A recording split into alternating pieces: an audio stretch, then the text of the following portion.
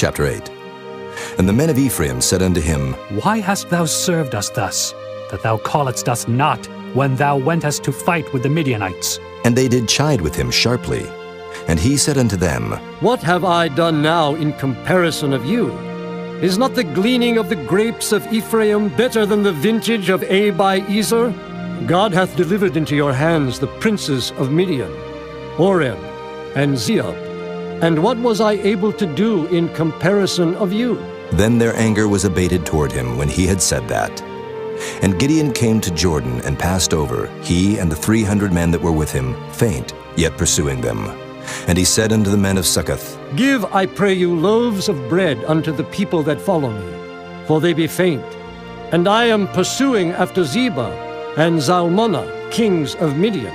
And the princes of Succoth said, Are the hands of Zebah and Zalmunna now in thine hand, that we should give bread unto thine army? And Gideon said, Therefore, when the Lord hath delivered Zebah and Zalmunna into mine hand, then I will tear your flesh with the thorns of the wilderness and with briers. And he went up thence to Penuel, and spake unto them likewise. And the men of Penuel answered him as the men of Succoth had answered him. And he spake also unto the men of Penuel, saying, When I come again in peace, I will break down this tower. Now Zebah and Zalmunna were in Karkor, and their hosts with them, about 15,000 men, all that were left of all the hosts of the children of the east. For there fell 120,000 men that drew sword. And Gideon went up by the way of them that dwelt in tents on the east of Nobah and Jogbehah, and smote the host, for the host was secure. And when Zebah and Zalmunna fled, he pursued after them, and took the 2 kings of Midian, Zebah and Zalmunna, and discomfited all the host. And Gideon the son of Joash returned from battle before the sun was up, and caught a young man of the men of Succoth, and inquired of him. And he described unto him the princes of Succoth, and the elders thereof, even 17 men. And he came unto the men of Succoth, and said, Behold Zebah and Zalmunna, with whom ye did upbraid me, saying, Are the hands of Zebah and Zalmunna now in thine hand, that we should give bread unto thy men that are weary? And he took the elders of the city, and thorns of the wilderness, and briers, and with them he taught the men of Succoth. And he beat down the tower of Penuel, and slew the men of the city. Then said he unto Zebah and Zalmunna, What manner of men were they whom ye slew at Tabor? And they answered, As thou art, so were they. Each one resembled the children of a king. And he said, They were my brethren, even the sons of my mother. As the Lord liveth, if ye had saved them alive, I would not slay you. And he said unto Jether his firstborn, Up and slay them. But the youth drew not his sword, for he feared because he was yet a youth. Then Zebah and Zalmunna said, Rise thou and fall upon us, for as the man is, so is his strength. And Gideon arose and slew Zebah and Zalmunna, and took away the ornaments that were on their camels' necks.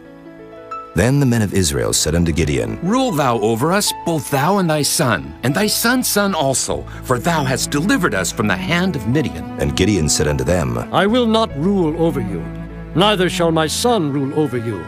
The Lord shall rule over you. And Gideon said unto them, I would desire a request of you, that ye would give me every man the earrings of his prey. For they had golden earrings, because they were Ishmaelites. And they answered, We will willingly give them. And they spread a garment, and did cast therein every man the earrings of his prey.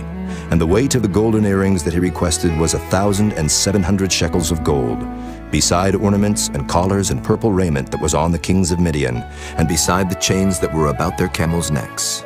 And Gideon made an ephod thereof, and put it in his city, even in Ophrah. And all Israel went thither a-whoring after it, which thing became a snare unto Gideon and to his house. Thus was Midian subdued before the children of Israel, so that they lifted up their heads no more, and the country was in quietness 40 years in the days of Gideon. And Jerubbaal the son of Joash went and dwelt in his own house. And Gideon had 70 sons of his body begotten, for he had many wives. And his concubine that was in Shechem, she also bare him a son, whose name he called Abimelech.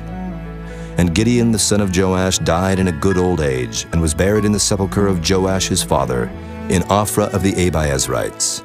And it came to pass, as soon as Gideon was dead, that the children of Israel turned again, and went a-whoring after Baalim, and made Baal-berith their god. And the children of Israel remembered not the Lord their God, who had delivered them out of the hands of all their enemies on every side.